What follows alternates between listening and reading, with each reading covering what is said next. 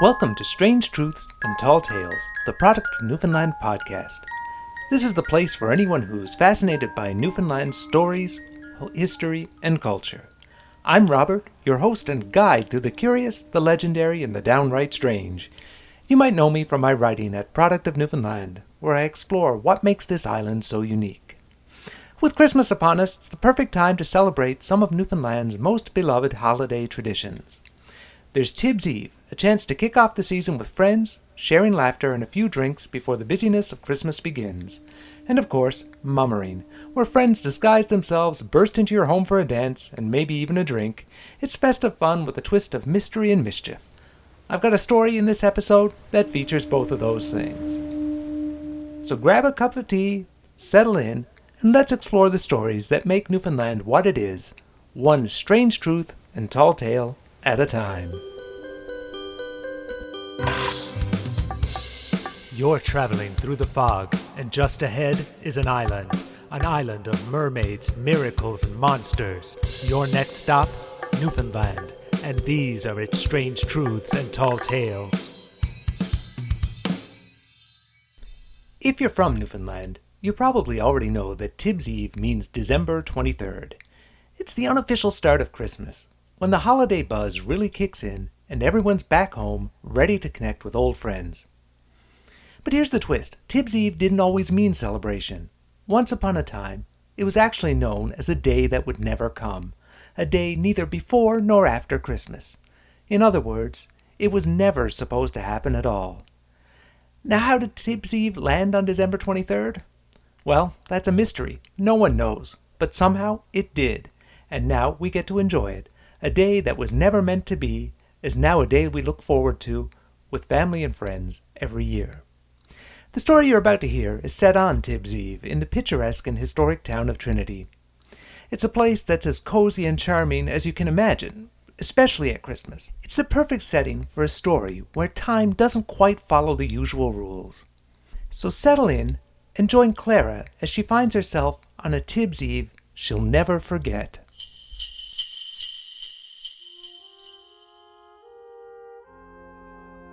It was December 23rd, and the frosty night air was sharp with the scent of sea and spruce.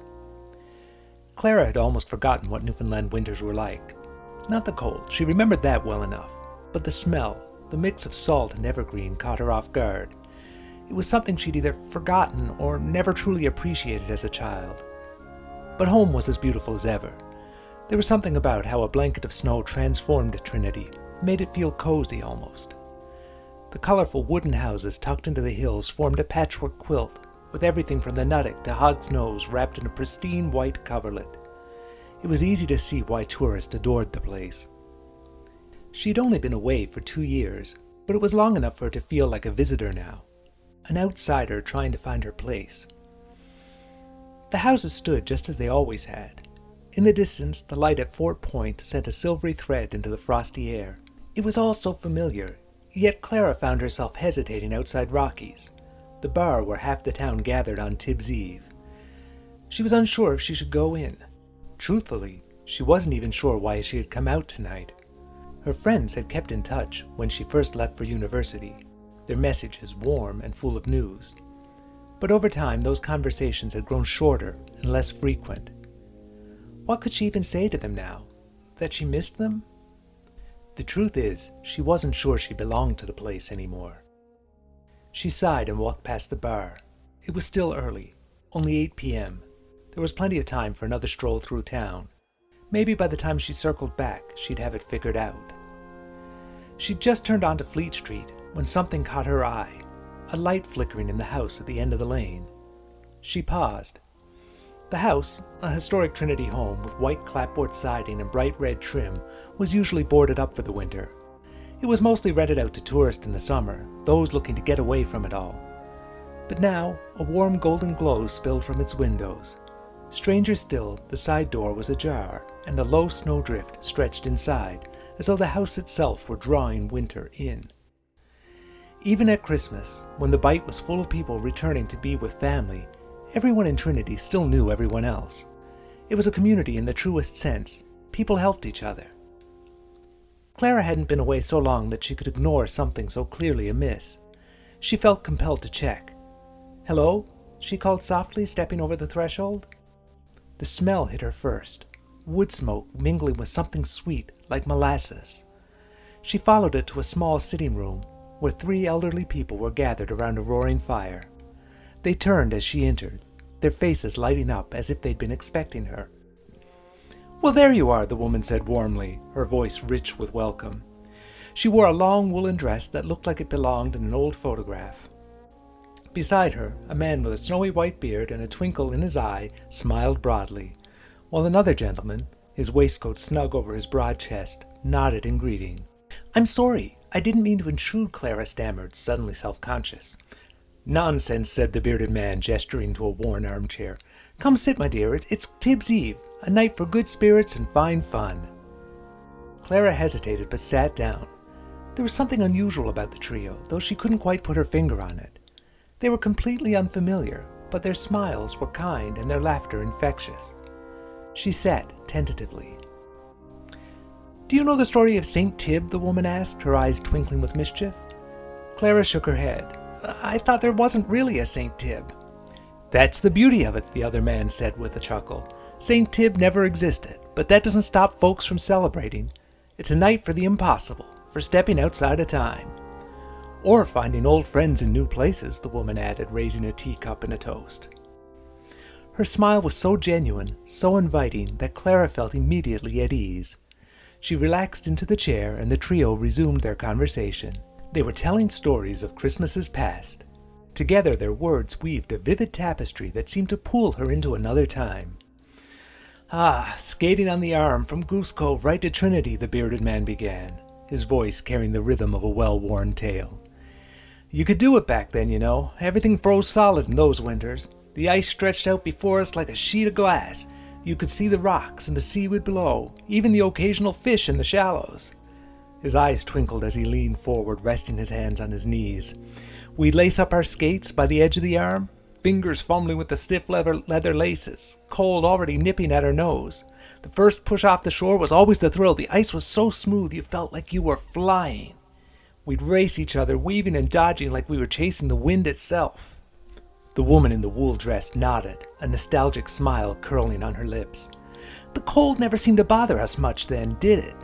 Not when we had the whole arm to ourselves. The joy of it, carving figure eights, practicing spins, even if most of us ended up flat on our backs more often than not." The bearded man chuckled, the sound warm and rich. "And when our toes went numb, we'd head for the fire someone always had going on the shore. There'd be a pile of boughs crackling away, spitting sparks into the sky. We'd get as close as we could. And didn't we smell like smoke by the time we got home? Of course, we hardly noticed it then. Everyone smelled like smoke in those days. Most times, if someone had a fire going, there was a kettle for tea, and when we were older, maybe even a flask of something stronger. It was practically medicinal, of course," he smiled. "Warmed us from the inside out." He paused, his eyes far away, as if he could see the scene unfolding all over again. "One year, I remember, it started snowing while we were out there. Big, lazy flakes, the kind that drifted down like they had all the time in the world. Certainly we thought we did too." He glanced toward the woman beside him. "The snow caught in our hair and on our lashes, clinging to our scarves. The world went quiet, like the snow muffled everything but the sound of our skates scraping on the ice." The second man, who'd been listening quietly, spoke up. "You could hear the ice, though. Remember that sound? Like it was singing, low, deep groans and cracks as the cold worked its way through." The bearded man nodded. "Almost felt alive, didn't it? Like the ice was carrying us across its back. Felt like another world. We just skated, laughed, and soaked it all in." The woman sighed softly. "That was the beauty of it, wasn't it? We didn't need anything fancy. Just the ice, the fire, and each other. It's funny how those simple moments stick with you, isn't it? All the grand things in life fade, but the feeling of gliding under a snowy sky with friends, well, that's the kind of memory that never leaves." Clara sat enraptured. The picture they painted pulled her into the memory. The Trinity they knew, the community that existed long before her birth, was not the place she knew. Never in her life could she remember the arm freezing. Still, she felt, somehow, it was a story she understood.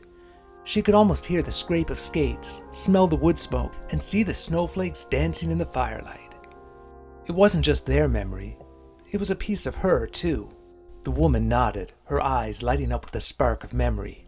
And the mummers? Oh, what a time that was! There's nothing like it now, nothing that comes close. You dress up in whatever you could find, something ridiculous, the more absurd the better. Flour sacks with eye holes cut out, old curtains tied like capes, men stuffed into their wives' dresses, and women stomping about in oversized rubber boots. I remember one time someone tied a pillow around their belly and limped all night, like he had arthritis, had us laughing till our sides ached. She leaned forward, her hands clasped together as she fell deep into her tale. The point was to be unrecognizable. That was half the fun. No one was supposed to know who you were, though they'd all guess all the same. You'd knock on a door, and before they'd even open it, you'd be trying not to laugh. The second man chuckled, his shoulders shaking. And if they guessed who you were too quick, you'd put on a voice, squeaky or gruff, or do a little jig to throw 'em off the scent. Some folks were masters at it. They could even fool their own family. And once you were inside, the woman continued, it was like stepping into another world, a world of Christmas. The kitchen would be warm and bright, the stove going full tilt, and the smell of hot tea and maybe even a bit of Christmas cake. Perhaps if you were lucky, there was a plate of jam tarts or raisin buns on the table. And of course, someone always had a drop of something stronger to pass around. They always said the people in Trinity made the best blueberry wine. Her voice grew animated, her hands painting the scene in the air. The best part, though, was the music. There was always music. Some would pull out a fiddle or an accordion, and before long the whole kitchen would be clapping along.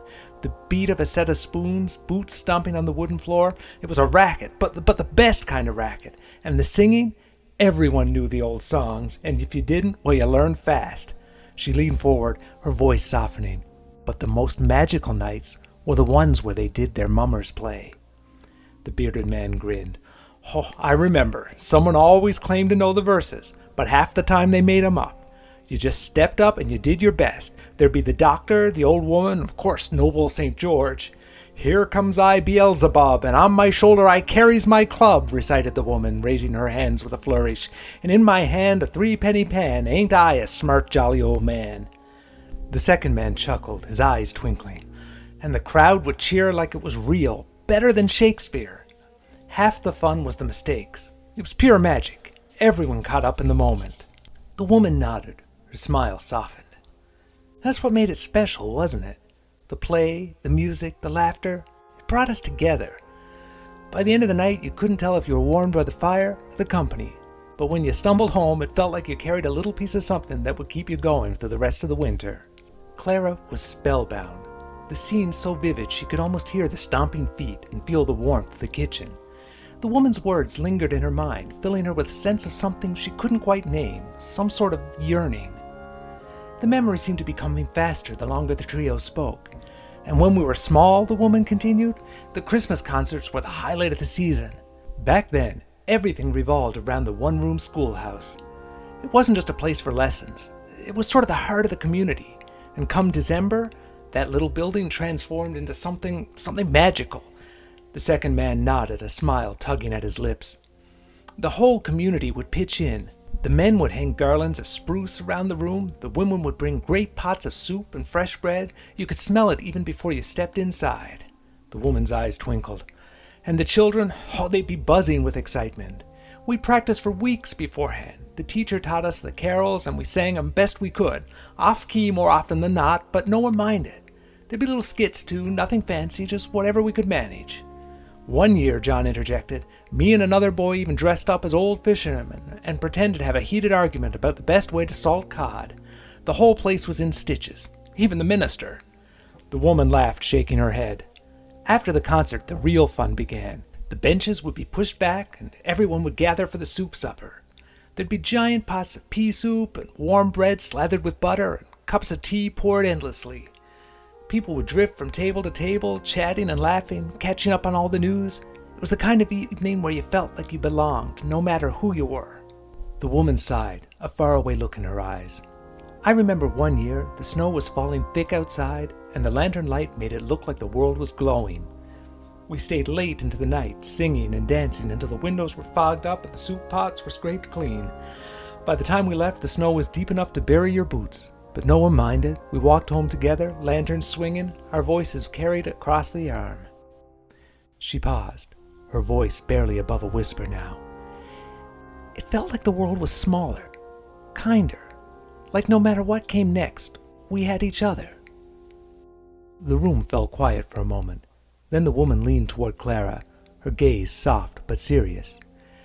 You see, my dear, it's not the skating or the music or the food that makes a Christmas memory last. It's the people, the ones who laugh with you, cry with you, and hold you close. Friendships, real ones, aren't bound by time or place. They stretch as far as you're willing to reach, even if you have to bend the rules to keep them. The bearded man smiled, his expression wistful. And sometimes, when life gets in the way, you just need a little nudge to remember that, even if that nudge comes from somewhere unexpected. Clara felt a strange shiver run through her, but it wasn't fear. It was warmth, gratitude, and a sense of understanding she hadn't realized she'd been missing. Hours seemed to pass in the blink of an eye, the stories wrapping around her like a familiar tune. She felt lighter, as though the weight of her worries had been left outside in the snow. Reluctantly, she stood to leave. Everything about the room, though it was like nowhere she'd ever been, felt like home. She paused at the doorway, looking back at the three elderly figures, their faces glowing in the firelight. Thank you. You don't know how much I needed this. Clara paused.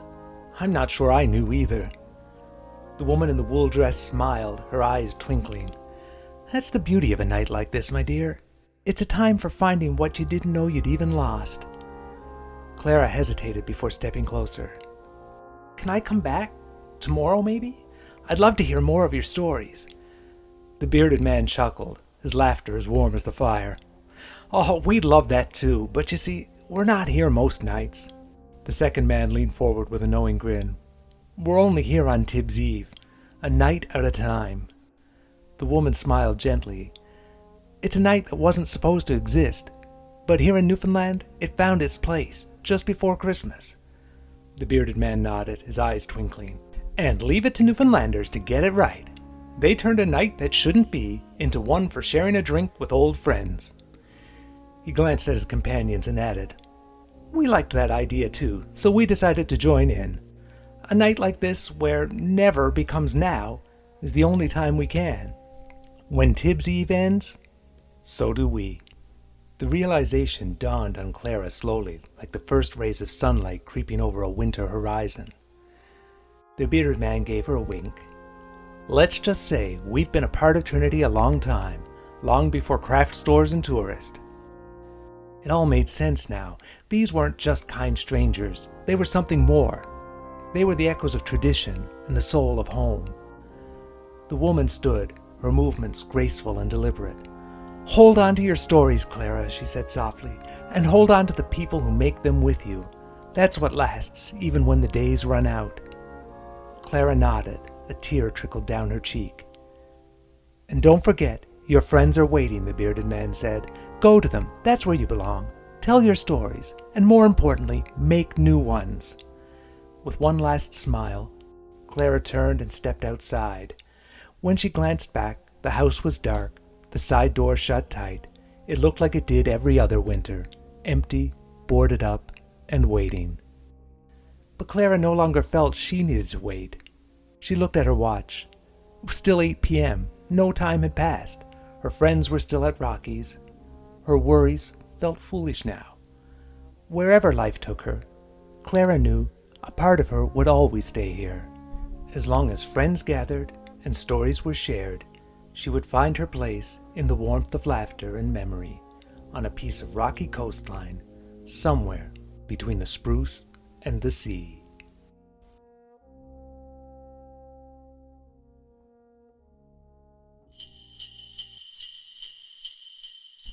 Thanks so much for joining me on this Tibb's Eve adventure in Trinity. I hope you enjoyed the story and that it brought a little holiday magic your way. If you liked what you heard, don't forget to subscribe so you never miss a new episode. And hey, if you've got your own Tibb's Eve stories or any Newfoundland traditions you'd like to share, drop me a line. The comments are always open and I'd love to hear from you. I've got tons of Christmas content over on the blog. Lots of heartwarming stories and some pretty tragic ones, too. My Newfoundland and Labrador Christmas Music Advent Calendar is up and running again this year, too. I'm sharing a different song from a Newfoundland and Labrador artist every day of December up until Christmas. There's some great local music there. Be sure to check it out. And until next time, stay cozy, stay curious, and keep the holiday spirit alive, whether it's Tibb's Eve or any day in between. I hope you have great holidays, and I'll see you in 2025.